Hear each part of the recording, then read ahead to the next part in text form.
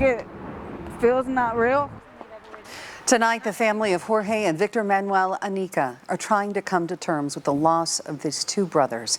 Search and rescue crews found the two men in Utah Lake this morning. Deputies believe they drowned while on a jet ski yesterday. Thanks so much for joining us tonight. I'm Amy Nay. And I'm Brian Schnee. Fox 13's Sydney Glenn spoke exclusively with the victims' families. She joins us live tonight near the Knolls area of Utah Lake. Sydney. Brian and Amy, a spokesperson for the Utah County Sheriff's Office, says the two brothers launched their jet ski right over here on the west side of Utah Lake. Jorge's wife says this is actually the first time they've been able to take that jet ski out because it had been in the shop. Like, the emotions are there, but it's like still like numb at the same time. Ashley Blackburn is still trying to wrap her head around why her husband and brother-in-law aren't here anymore. He went to the lake to drive the jet ski with his brother, and I stayed here because I just had the baby, and it was getting late and he wasn't coming home. She called police and the search began for Jorge and Victor Manuel Anica. Then she got the life-changing news. They weren't coming home. I didn't believe it. I just hung up the phone and held my baby. Jorge and Blackburn shared two children, the youngest just a few weeks old. I feel like God made sure I had my tiny baby and my son to like kind of help. She says her husband was a wonderful father. He worked all the time, like, to make sure that the babies had everything they needed. Like, he didn't care if he got home like at 10, 11, it didn't matter.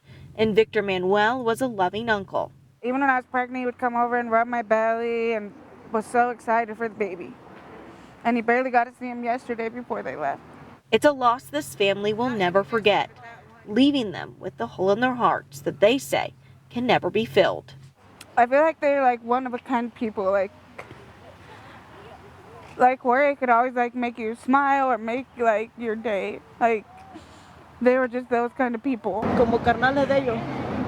Brothers like them, I don't think I'll ever find. I have others, but they all have their own hearts.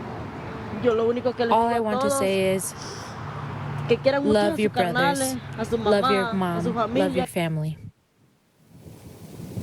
Of course, just really a devastating loss for those family and friends of the two brothers. Now, sheriff's deputies do say they were both wearing life jackets. Live on Utah Lake, Sydney Glenn, Fox 13 News, Utah. Sydney, thanks so much. Boy, such a tough story. Now, Sergeant Spencer Cannon with the Utah County Sheriff's Office says the medical examiner will be determining the exact cause of death. The water temperature in Utah Lake is only 57 degrees, and there was some wind last night, which deputies believe could have led them to drowning.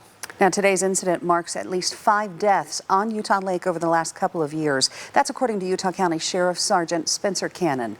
2 Saratoga Springs girls went tubing on Utah Lake last May, you'll remember. Their bodies were found almost exactly 1 year ago. They were reported to have been in the Knolls area on the southwest side of the lake when they disappeared, close to where the 2 men entered the lake yesterday before they drowned.